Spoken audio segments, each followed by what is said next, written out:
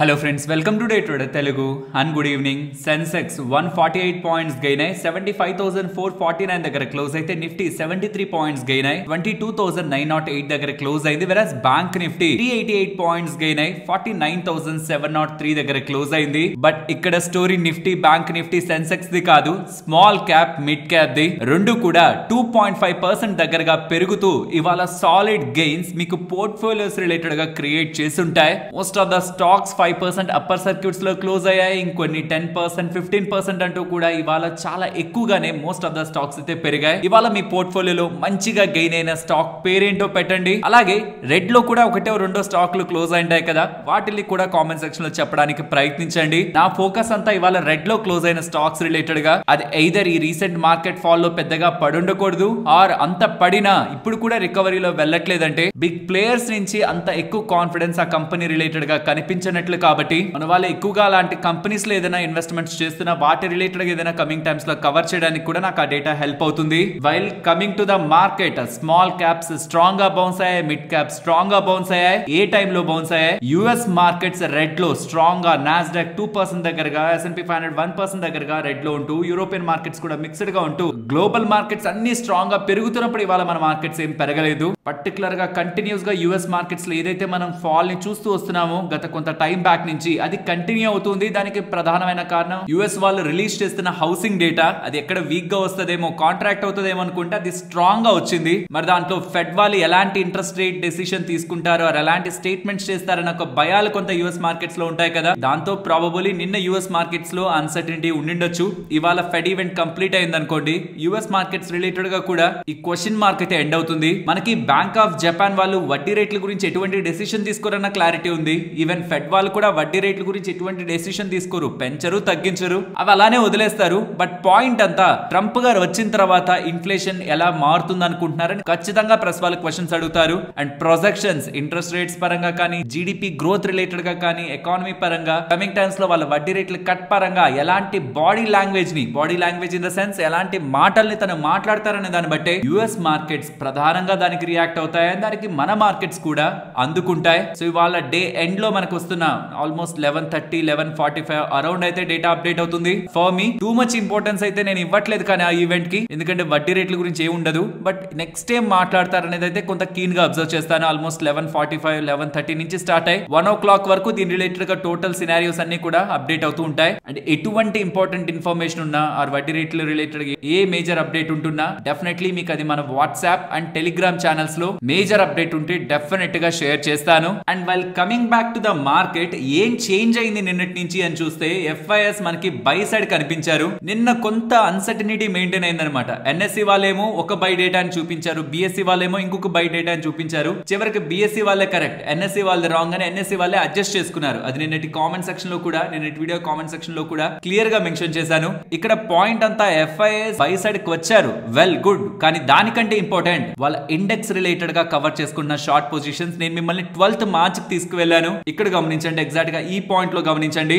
12th March కదా, 1,83,000 contracts net short positions ఉన్నాయి కదా. తర్వాత 1,84,000 అంటే కొంత పెరిగింది. తర్వాత 1,72,000, తర్వాత 1,41,000. ఇలా గ్రాడ్యువల్ గా లాస్ట్ 2 days లో ఒక గుడ్ షార్ట్ కవరింగ్. అది ఇంకా ఈజీగా అర్థం కావాలంటే ఈ డేటాని మీరు అబ్జర్వ్ చేయొచ్చు, ఎలా రీసెంట్ డేస్ లో షార్ట్ కవరింగ్ జరుగుతూ ఉందని. సో బయర్స్ గా టర్న్ అయ్యారు, షార్ట్ కవరింగ్ జరుగుతుంది, double positives Indian market related గా ప్లే అయ్యాయి. అండ్ లాస్ట్ టైం ఎప్పుడు FIS బయర్స్ గా వచ్చారనే డేటాని మీరు చెక్ చేశారనుకోండి, ఈ ఫిబ్రవరి మంత్ ఉంది కదా, అందులో Feb 18th మనకు బయర్స్ గా వచ్చినట్లయితే కనిపిస్తుంది. బట్ ఫ్రెండ్స్, ఆ రోజు ఎయిర్టెల్ రిలేటెడ్ గా బ్లాక్ డీల్ జరిగింది కాబట్టి ఆ డేటాని కూడా మనం కన్సిడరేషన్ లోకి తీసుకోలేం. సో దానికి ముందు February 4th కు మనం వెళ్ళాలి. సో కాబట్టి ఏదైతే అనాలజీ మన వాళ్ళు నిన్న కామెంట్ సెక్షన్ లో చెప్పడానికి ప్రయత్నించారో, లైక్ Feb 18th బయింగ్ వచ్చిందంటే March 18th వచ్చిందంటే మళ్ళీ April 18th వస్తుందని, సో అదైతే మోస్ట్లీ అలా లాజికల్ గా చూడడానికి కూడా మనకు లేదు. ఎందుకంటే Feb 18th Airtel black deal కారణంగా వచ్చింది. అండ్ రీసెంట్ టైమ్స్ లో మార్కెట్ బాగా పడిన తర్వాత రికవరీ స్టార్ట్ అవుతుందనే ఒక ఇనిషియల్ సైన్స్ కనిపించి నేను మాట్లాడుతున్న ప్రతిరోజు నేను ఎక్స్పెక్ట్ చేశాను FIS దగ్గర నుంచి పాజిటివ్ నెంబర్ ని, ఈసారైనా మారుతారా అని. బట్ ఎక్కడ కూడా నాకు అలాంటి స్ట్రాంగ్ సైన్స్ అంటే గ్రాడ్యువల్ గా తగ్గుతూ పెరుగుతున్నట్లు కూడా కనిపించలేదు. ఇంకా వీళ్ళు రాంగ్ నెంబర్ నే పెట్టుకున్నారు, NSE దే పెట్టుకున్నారు 1462 అని. బట్ రియల్ డేటా నిన్న వచ్చింది కేవలం 694 crore బయింగ్ మాత్రమే. బట్ నిన్న కొంత పాజిటివ్ సైడ్ కనిపించారు. అది కూడా రియల్ బయింగ్ మనకి small and mid cap space లో కనిపించింది. అండ్ ఇవాళ కూడా broader indices like US markets కానీ యూరోపియన్ మార్కెట్స్ కానీ అంత స్ట్రాంగ్ గా లేకపోతున్నా మన ఇండియన్ ఈక్విటీ మార్కెట్స్ పర్టికులర్ గా small and mid cap space పెరుగుతూ ఉండడం పాజిటివ్ గానే మాకు కనిపిస్తున్న ఎఫ్ఐఎస్ ఒక యాక్టివిటీ కనీసం ఒక వారం రోజుల పాటు స్టెబిలైజ్డ్ గా బయింగ్ సైడ్ కనిపిస్తూ ఉంటే కనీసం వాళ్ళకి ఈ పాయింట్ లో మార్కెట్ లో సెల్ చేయడానికి డాట్ లేనట్లయితే మనం అర్థం చేసుకోవచ్చు. సో ఒక్క రోజు డేటాతో ఆనందపడడం ఎస్ మంచిదే, కానీ కొన్ని డేస్ పాటు ట్రాక్ చేయడం క్లారిటీ ఇస్తుంది. అండ్ ఏదైతే మన ఇండియాకి ఇంపాక్ట్ ని క్రియేట్ చేస్తుంటాయో డాలర్ ఇండెక్స్ కానివ్వండి, బాండ్ ఈల్డ్స్ కానివ్వండి, అవి స్టేబుల్ గానే ఉన్నాయి. అండ్ ఇంకొక పాజిటివ్ అంశం ఏంటంటే పుతిన్ గారు నెక్స్ట్ 30 రోజుల పాటు నేనేమి దాడి చేయను, సీజ్ ఫైర్ రిలేటెడ్ గా ఈ Russia Ukraine cease fire related గా పార్షియల్ గా అగ్రీ చేస్తున్నట్టు స్టేట్మెంట్స్ అయితే కనిపిస్తున్నాయి. కంప్లీట్ గా కాదు, 30 డేస్ పాటు తర్వాత యుక్రెయిన్ వాళ్ళు ఎలా రెస్పాండ్ అవుతారో చూసి దాన్ని బట్టి నేను డిసిషన్ తీసుకుంటారనే స్టేట్మెంట్స్ ఏవైతే ఉన్నాయో రష్యా యుక్రెయిన్ క్రైసిస్ ఒక కొలిక్ వస్తున్నట్లయితే కనిపిస్తుంది. బట్ నాకు కనిపిస్తున్న మేజర్ అన్సర్టనిటీ అంతా కూడా ఇవాళ యుఎస్ ఫెడ్ ఈవెంట్ అయిపోయిన తర్వాత, ఇది కూడా ఒక ఇంపార్టెంట్ డే. బట్ దానికంటే ఏప్రిల్ 2 ఎలా ట్రంప్ గారి వ్యవహార శైలి ఉంటుంది టారిఫ్ రిలేటెడ్ గానీ మార్కెట్స్ కి చిన్న హోప్ అయితే స్టార్ట్ అయింది. రీసెంట్ లాస్ట్ 2 వీడియోస్ లో మెన్షన్ చేశాను కదా, ట్రంప్ గారు ఏ మాత్రం వెనక్కి తగ్గుతారని మార్కెట్స్ కనిపిస్తున్నా ఏదైతే తన కారణంగా మార్కెట్స్ ఇంపాక్ట్ అయ్యాయో వాటిల్లో రివైవల్ కనిపించే స్కోప్ ఉంటుందని. సో ఇది ఫర్దర్ గా కూడా కంటిన్యూ అవుతూ కరెక్ట్ గా ఏప్రిల్ 2 కి చూడండి, దానికి 1-2 రోజులు ముందు ఖచ్చితంగా మార్కెట్స్ ఏదైతే డైరెక్షన్ ని ఫాలో అయింటాయో అది కొంత వెయిట్ చేస్తాయి. ఆ ఏప్రిల్ 2 కానీ ట్రంప్ గారు నిజంగానే అలా ఏం బిగ్ స్టేట్మెంట్స్ చేయకుండా కొంచెం తన ఉంటున్న పదవికి తగ్గట్టు ఒక పెద్ద మనిషిలా ఏదైనా డీలింగ్ లా మాట్లాడడానికి ప్రయత్నిస్తే అది ఓకే. బట్ హార్ష్ గా నేను ఇంత వేసేస్తాను ఇంకా మొత్తం కూడా మా దగ్గరికే రావాలి అనేలా ఒక అన్సర్టనిటీని, ఒక క్వశ్చన్ మార్క్ ని క్రియేట్ చేసే ప్రయత్నం చేస్తే మాత్రం ఖచ్చితంగా అది మార్కెట్స్ ని డిస్టర్బ్ చేస్తుంది. దానికి కూడా మనం ప్రిపేర్డ్ గా ఉండాలి. బట్ నేను ఈ రీసెంట్ టైమ్స్ లో కంటిన్యూస్ గా చెప్తున్నట్టు మార్కెట్ ఫాల్ అయితే ఇండియన్ మార్కెట్స్ ఉన్న valuation compared with global markets even with US markets కంటే కూడా మంది బెటర్ గా ఉంది. అండ్ రీసెంట్ టైమ్స్ లో చాలా మెట్రిక్స్ మారాయి. రిపీటెడ్ గా చెప్పి మీకు ఆల్రెడీ బోర్ కొట్టుంటుంది. నిన్నటి వీడియోలో కూడా మెన్షన్ చేశాను కాబట్టి అవి నేను అగైన్ మెన్షన్ చేయట్లేదు. సో మెనీ థింగ్స్ ఇలా చేంజ్ అవడం కారణంగా రిస్క్ టు రివార్డ్ చూస్తున్నప్పుడు మన మార్కెట్స్ ఇంకొంత ఫేవరబుల్ గా ఉన్నాయి. బట్ యుఎస్ ఫెడ్ వాళ్ళు తీసుకునే డెసిషన్ వర్స్ట్ గా ఉందనుకోండి, ఖచ్చితంగా మార్కెట్స్ పడతాయి. As a stock market participants మనం దాన్ని యాక్సెప్ట్ చేయాలి. ట్రంప్ గారు ఏదైనా సడన్ గా బ్లాస్టింగ్ స్టేట్మెంట్స్ అయినా చేశారనుకోండి, మార్కెట్స్ చిన్న పిల్లల్లా డెఫినెట్ గా ఏడుస్తాయి, పడతాయి. దానికి కూడా మనం రెడీగా ఉండాలి. But what next? ఇవాళ ఎలా పెరుగుంటాయి పోర్ట్ఫోలియోలో చాలా స్టాక్. అండ్ మీకు ఒక చిన్న కాన్ఫిడెన్స్ అయితే ఇచ్చుంటాయి కదా, కమింగ్ టైమ్స్ లో ఏదో ఒక టైంలో ఖచ్చితంగా నా పోర్ట్ఫోలియోని మంచిగా నేను చూడగలను అనే ఒక కాన్ఫిడెన్స్ అనే ఒక హోప్ ఇవాళ అయితే మీకు వచ్చి ఉంటుంది కదా. మన వ్యూ, మన ఒపీనియన్ మార్కెట్ రిలేటెడ్ గా ఉంటున్న మనకి ఫ్రస్ట్రేషన్ మారడానికి జస్ట్ 2 or 3 డేస్ సరిపోతాయి రికవరీ. కాబట్టి నెక్స్ట్ మార్కెట్ పడినా సరే మీరు మెంటల్ గా హెల్త్ ని డిస్టర్బ్ చేసుకునే ప్రయత్నం చేయొద్దు. Over the period Indian economy strong path లో ఉందనేది అయితే నా ఒపీనియన్. సో అది ఆటోమేటిక్ గా మన మార్కెట్స్ ని ముందుకు తీసుకువెళ్తుంది. అండ్ ఇక్కడ నేను ఒక ఇంపార్టెంట్ స్పేస్ గురించి మాట్లాడాలి, అది బ్యాంకింగ్ స్పేస్. ఈ ఫిబ్రవరి నుంచి అంటే రికవర్ అవుదామని ప్రయత్నించి ఏదైతే ఫాల్ వచ్చిందో అక్కడి నుంచి మీరు ఫిబొనాచి రిట్రేస్మెంట్ డ్రా చేస్తే 61.8% అబోవ్ మనకి బ్యాంక్ నిఫ్టీ వచ్చింది. That mean private banking space మనకి నేను రెడీగా ఉన్నాను మంచిగా పెరగడానికి అనేలా ఒక స్టేట్మెంట్ అయితే మనకి చేస్తున్నట్లు కనిపిస్తుంది. అంటే ఇలా వచ్చిన ప్రతిసారి పెరిగిపోతాయి అంటే ఫెయిల్ కూడా అవుతాయి. ఇక్కడి నుంచి మళ్ళీ కూడా ఇది ఒక ఫేక్ బ్రేక్అవుట్ లా మళ్ళీ కూడా కిందకి వెళ్ళిపోతాయి. బట్ నా పాయింట్ ఏంటంటే నిఫ్టీ రాలేదు, నిఫ్టీ ఇంకా 50% రిట్రేస్మెంట్ దగ్గరే ఉంది. బట్ బ్యాంక్ నిఫ్టీ స్ట్రాంగ్ గా ఇవాళ వస్తూ ఉండడం బ్యాంకింగ్ స్పేస్ రియల్ డ్రైవర్ గా మనకి కమింగ్ టైమ్స్ లో మార్కెట్ ని ముందుకు తీసుకువెళ్లేందుకు మనకి మేజర్ ఇండెసెస్ లో కనిపిస్తుంది అనేది ఇవాల్టి ప్రైస్ యాక్షన్ ప్రకారం అయితే మనకి కన్ఫర్మ్ అవుతుంది. రీసెంట్ టైమ్స్ లో మనకి Nifty, bank Nifty 20-day moving average cross చేయాలనుకున్నాం, కానీ ఇప్పుడు బ్యాంక్ నిఫ్టీ 61.8% రిట్రేస్మెంట్ ని క్రాస్ చేసింది. Nifty 40-day exponential moving average ని కూడా దాటి పైకి వస్తూ ఉండడం మార్కెట్స్ స్లోగా స్ట్రెంగ్త్ ఉంటున్నట్లయితే ప్రూవ్ చేస్తున్నాయి. బట్ డిస్టర్బ్ చేయడానికి రెడీగా యుఎస్ ఫెడ్ వాళ్ళు ఉన్నారు అండ్ ఏప్రిల్ 2 ట్రంప్ గారు ఉన్నారు. మరి చూద్దాం వీళ్ళిద్దరిని దాటుకొని మన మార్కెట్స్ ఎలా ముందుకు వెళ్తాయని. అండ్ FIDI డేటా నేను వీడియోలో చెప్పలేకపోతుంటే మీకు కామెంట్ సెక్షన్ లో మీరు గమనించండి, ఖచ్చితంగా రాగానే మీకు వెంటనే అప్డేట్ చేస్తాను. అండ్ నాకంటే ముందే వితిన్ సెకండ్స్ లో అప్డేట్ చేయడానికి మన సబ్స్క్రైబర్స్ కూడా డేటాని చాలా యాక్టివ్ గా ట్రాక్ చేస్తూ పోస్ట్ చేస్తున్నారు. అండ్ వాళ్ళందరికీ కూడా థ్యాంక్ యూ ఫ్రెండ్స్. ఇలా మార్కెట్ లో ఉంటున్న ఎంటైర్ డేటాని అనాలిసిస్ చేస్తూ కంటెంట్ ఇలా మీ ముందుకు తీసుకురావడానికి మేము పెట్టిన ఎఫర్ట్స్ మీకు వాల్యుబుల్ గా అనిపిస్తూ ఉంటే మన వీడియోని తప్పకుండా లైక్ చేయండి. ఫ్రెండ్స్ మార్కెట్ అప్డేట్స్ మాట్లాడుకునే ముందు రీసెంట్ గానే చెప్పాను కదా, సునీత విలియమ్స్ గారు ఎర్త్ పైకి రాబోతున్నారు. దీన్ని నాసా వాళ్ళు కన్ఫర్మ్ చేశారు డేట్ అని. అండ్ ఇవాళ మనకి సునీత విలియమ్స్ గారు ఎర్త్ పైకి వస్తూ ఉండడం, అది కూడా space X crew dragon capsule నుంచి బయటకు వస్తున్న ఈ సన్నివేశాలు ఎంతో ఆనందాన్ని కలిగిస్తాయి. అండ్ ఈవెన్ తనతో పాటు ఉంటున్న బచ్ విల్మోర్ గారు కూడా ఇలా సేఫ్ గా ల్యాండ్ అవుతారు బ్యాక్ అని. ట్రంప్ గారు ఎన్నికయ్యేంత వరకు కూడా ఒక క్లారిటీ అయితే లేదు. బట్ తను వచ్చిన తర్వాత ఎవరినైతే అలా వదిలేశారో స్పేస్ లో వాళ్ళు మేము తీసుకొస్తామని ఇలా తన స్ట్రాంగ్ స్టేట్మెంట్స్ చేస్తూ ఉండడం, తర్వాత నాసా వాళ్ళు కూడా ఒక డేట్ ఫైనలైజ్ చేసి వాళ్ళ రిటర్న్ జర్నీకి ప్రయత్నాలను ముమ్మరం చేసి వాళ్ళని ఎర్త్ పైకైతే తీసుకొచ్చారు. సుమారుగా 8 days పాటు ఇంటర్నేషనల్ స్పేస్ స్టేషన్ కోసం వెళ్లి 8 days కోసం వెళ్లి రావాలనుకున్న తను 286 days నియర్లీ 9 months స్పెండ్ చేసి ఎటువంటి ప్రాపర్ రిటర్న్ ఎప్పుడు ఉంటుందో తెలియక ఇన్ని మంత్స్ పాటు వెయిట్ చేసి స్ట్రాంగ్ గా బ్యాక్ అవుతుండడం సింపుల్ థింగ్ అయితే కాదు. Hats off to the both astronauts. Friends, ఇది చాలా ఇంపార్టెంట్ అప్డేట్. ఇది కొన్ని స్టాక్స్ కి మంచిది గాను కొన్ని స్టాక్స్ కి చెడ్డది గాను కూడా ఉంటుంది. జాగ్రత్తగా అర్థం చేసుకోండి. నిన్న మన మార్కెట్స్ క్లోజ్ అయిన తర్వాత DGTR వాళ్ళు, directorate general of trade remedies వాళ్ళు 200 రోజులకి కాను ఇతర దేశాల నుంచి మన దేశంలోకి వస్తున్న ఫ్లాట్ స్టీల్ ప్రొడక్ట్స్ పై 12% డ్యూటీని వేస్తున్నట్టు, సేఫ్ గార్డ్ డ్యూటీని వేస్తున్నట్టు అప్డేట్ చేశారు. ఇది వినడానికి చాలా సింపుల్ గా ఉంటది. ఓకే, 12% డ్యూటీ అంటే 12% ట్యాక్స్ వేస్తున్నారు. వెల్, ఇది స్టీల్ ప్లేయర్స్ కి పాజిటివ్, అంతే కదా. కానీ ఇక్కడ ఒక లాజిక్ ని మనం అర్థం చేసుకోవాలి. స్టీల్ ప్లేయర్స్ కి పాజిటివ్ అంటే మరి నెగిటివ్ ఎవరికి? స్టీల్ ప్లేయర్స్ స్టీల్ నమ్ముతారు, వాళ్ళకి పాజిటివ్. మరి నెగిటివ్ ఎవరికి? ఆటో ప్లేయర్స్ కి. సరే, ఆ నెగిటివ్ ని పక్కన ఉంచుదాం. స్టీల్ ప్లేయర్స్ కి పాజిటివ్ కదా. మరి ఇలా జరుగుతుందని ఇండస్ట్రీలో ఎటువంటి ఎక్స్పెక్టేషన్ లేదా? అసలు ఇండస్ట్రీ అడిగింది ఎంత పెంచమని అడిగారు? ట్యాక్స్ ని 25% పెంచమని అడిగారు. అండ్ అనలిస్టులు ఎక్స్పెక్ట్ చేసింది అడిగేదేమో అడిగేస్తాయి కంపెనీస్ 25% కావాలని, కానీ మినిమం 10 నుంచి 15% అయినా పెంచుతుంది గవర్నమెంట్ అని అనుకున్నారు. కానీ నేను చూస్తున్న దాని ప్రకారం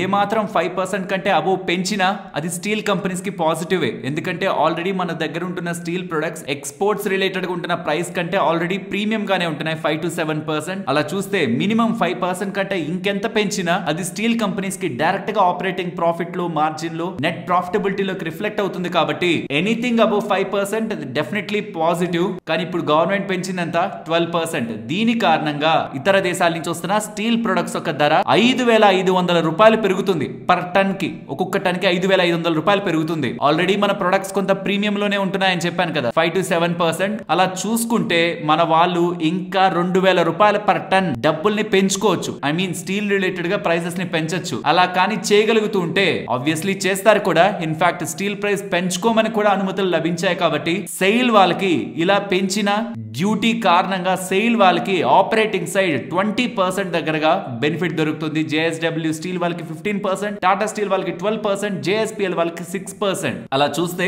అధికమైన బెనిఫిట్ కలిగేది SAIL, next JSW steel, next Tata steel, next JSPL. ఈ ఆర్డర్ లో ఉంటుంది.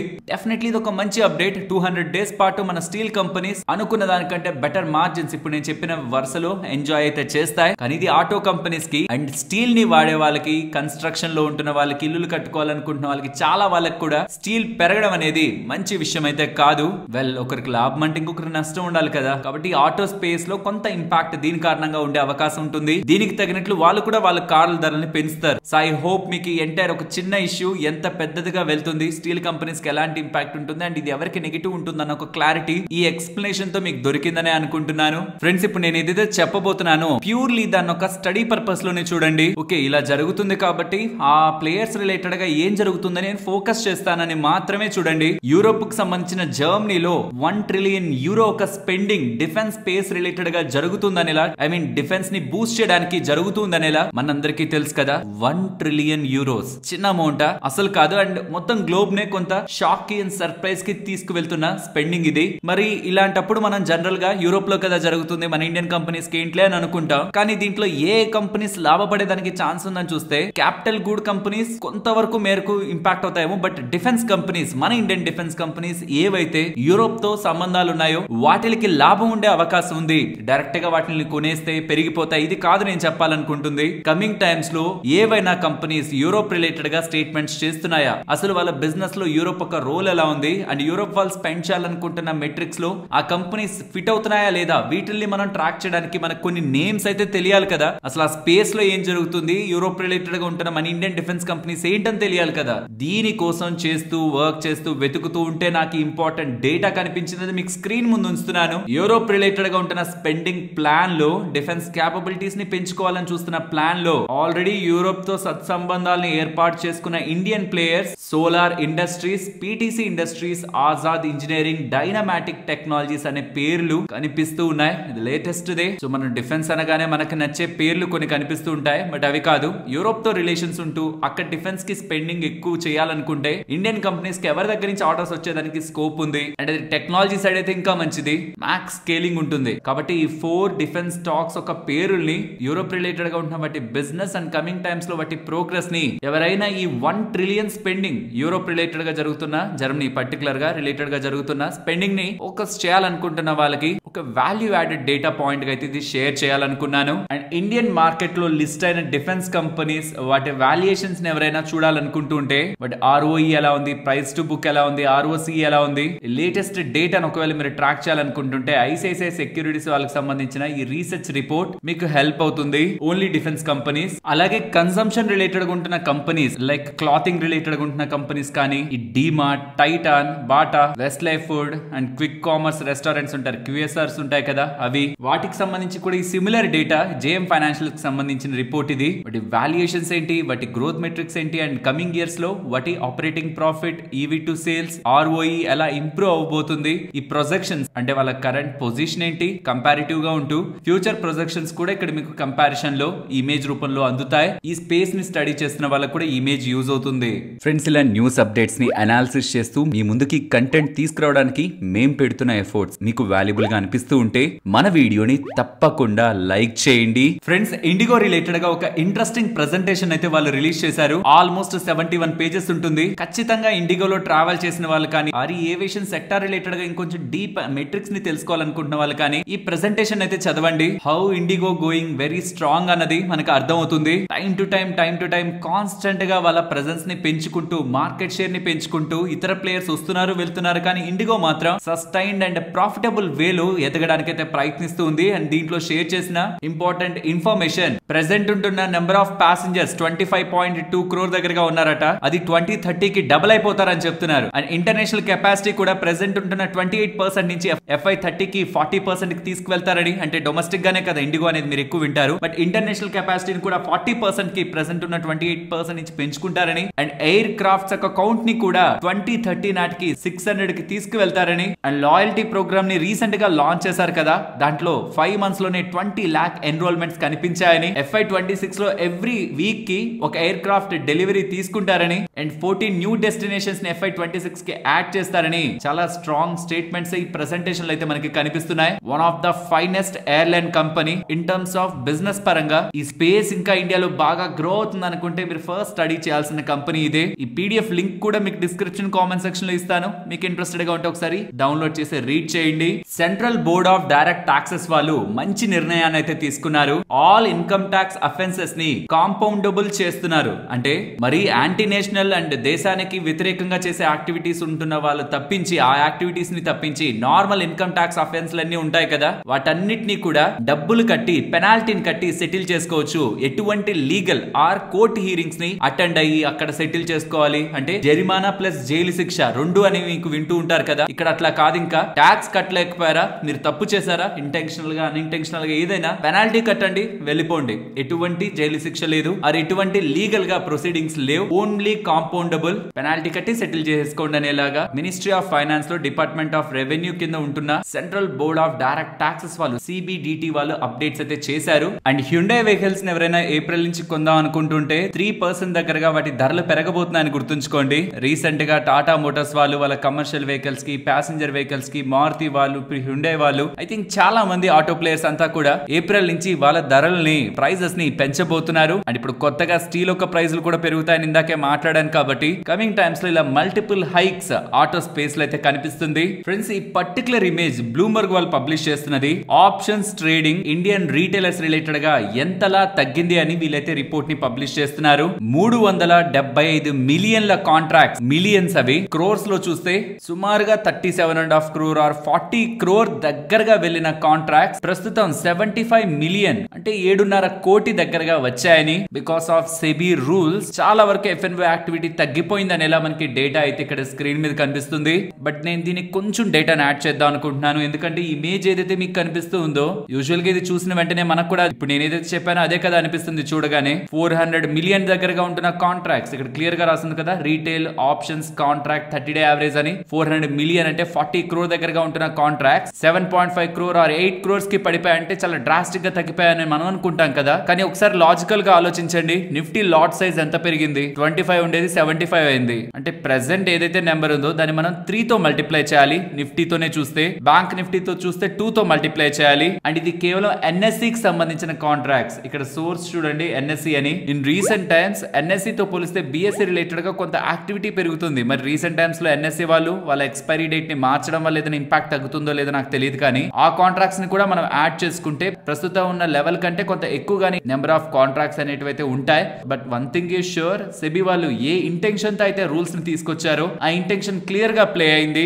దాంట్లో నో డౌట్. బట్ ఏదైతే ఇలా మీకు గ్రాఫ్ కనిపిస్తుందో అది ట్రూ రిఫ్లెక్షన్ కాదు. రీసెంట్ టైమ్స్ లో కాంట్రాక్ట్ సైజ్ మారిందన్న విషయాన్ని కూడా అండర్లైన్ చేసుకొని మనం ఈ గ్రాఫ్ ని చూడాలి. ఇది ఇంకా ఫర్దర్ గా డౌన్ అవుతూ వెళ్ళింది అనుకోండి, కాంట్రాక్ట్ సైజ్ మార్చినా సరే కిందకి ఇంకా ఇప్పుడున్న దగ్గర నుంచి కూడా పడుతుంది అనుకోండి, బ్రోకింగ్ కంపెనీస్ కి మంచిది కాదు, ఎన్ఎస్సి కి మంచిది కాదు. కమింగ్ టైమ్స్ లో రావాలనుకుంటున్న ఐపీఓ అండ్ లిస్టెడ్ ప్లేయర్ అనే బిఎస్సి కూడా మంచిది కాదు. ఫ్రెండ్స్, ఎయిర్టెల్ కి అండ్ పర్టికులర్ గా ఇంపార్టెంట్ గా వడాఫోన్ ఐడియాకి ఒక బిగ్ బ్యాడ్ న్యూస్ వచ్చేలా కనిపిస్తూ ఉంది. అందుకే ఇవాళ మీరు చూస్తే వడాఫోన్ ఐడియా స్టాక్ పెరుగుతూ ఒక టైంలో సడన్ గా పడింది. మనందరికీ తెలుసు వడాఫోన్ ఐడియా వాళ్ళు భారీ మొత్తంలో వేల కోట్లలో గవర్నమెంట్ కి ఏజీఆర్ డ్యూస్ ని కట్టాలి అండ్ ఎయిర్టెల్ వాళ్ళు కూడా కట్టాలి. బట్ వీళ్ళిద్దరూ కూడా అసలు మేము అంత కట్టాల్సిన నీడ్ లేదు, క్యాలిక్యులేషన్స్ లో ఇష్యూస్ ఉన్నాయని ఎన్నిసార్లు కోర్టుకు వెళ్ళినా గవర్నమెంట్ దే రైట్, మీరు రాంగ్ అనేలా సుప్రీం కోర్టులో కూడా మల్టిపుల్ పిటిషన్స్ ని తోసిపుచ్చడం జరిగింది. కాబట్టి ఫైనల్ గా గవర్నమెంట్ వీళ్ళ మీద అంత భారం ఎందుకులే, వాళ్ళ దగ్గర నుంచి అసల్ని తీసుకుందాం, వడ్డీలో ఒక 50% తీసుకుందాం, ఇంకో 50% ని రాయితీగా ఇచ్చేద్దాం, వడ్డీ 50% తీసుకుందాం చాలు. అండ్ పెనాల్టీ ఏదైతే వేశారో దాన్ని కంప్లీట్ గా తీసేద్దాం అండ్ ఆ పెనాల్టీ మీద వడ్డీని కూడా కంప్లీట్ గా తీసేద్దాం అని ఏదైతే డిపార్ట్మెంట్ ఆఫ్ టెలికమ్యూనికేషన్స్ వాళ్ళు, ఇది కూడా గవర్నమెంట్ అనుబంధ సంస్థే, వాళ్ళు ఏదైతే ప్రపోజల్ ని పెట్టారో అది గవర్నమెంట్ కన్సిడరేషన్ లోకి తీసుకోవట్లేదని, ఒక్క రూపాయి కూడా బెనిఫిట్ ఇచ్చేది లేదు. ఎంత డబ్బులు కట్టాలో అసలు, వడ్డీ, పెనాల్టీ మీద వడ్డీ, మొత్తం డబ్బులు కట్టాల్సిందే అనేలా గవర్నమెంట్ దగ్గర నుంచి అప్డేట్స్ వస్తాయటు ఫైనాన్షియల్ ప్లాట్ఫామ్స్ లో, ఒకటి కాదు రెండు కాదు మల్టిపుల్ ఫైనాన్షియల్ ప్లాట్ఫామ్స్ లో ఇవాళ పబ్లిష్ అవుతుండడం. ఏదైతే చివరి హోప్ మిగిలిందో వడాఫోన్ ఐడియా రిలేటెడ్ గా అట్లీస్ట్ పెనాల్టీలో 100% అండ్ ఆ పెనాల్టీ మీద వడ్డీ మీద 100% అండ్ ఇంట్రెస్ట్ కాంపోనెంట్ మీద 50% బెనిఫిట్ వస్తుంది, దాంతో అయినా కొన్ని వేల కోట్ల డబ్బులు తగ్గుతుందని ఒక హోప్ ఏదైతే చివరిగా మిగిలిపోయిందో అది మొత్తానికి అఫీషియల్ గా కమ్యూనికేషన్ వస్తే మాత్రం గవర్నమెంట్ నుంచి డెఫినెట్లీ వడాఫోన్ ఐడియా పరంగా అది సెట్ బ్యాక్ అనే చెప్పాలి. ఫ్రెండ్స్, ఏసీ కంపెనీస్ రిలేటెడ్ గా ఒక ఇంపార్టెంట్ అప్డేట్ ఉంది. బట్ దాని గురించి మాట్లాడుకునే ముందు రీసెంట్ గా ఉంటున్న పవర్ డేటా అని చూస్తుంటే ఇయర్ ఆన్ ఇయర్ కంపారిజన్ లో పవర్ యొక్క డిమాండ్ ఫిబ్రవరిలో 6% దగ్గరగా పెరిగింది, మార్చ్ లో 9% దగ్గరగా పెరిగింది. అలా చూస్తే ఏప్రిల్ లోను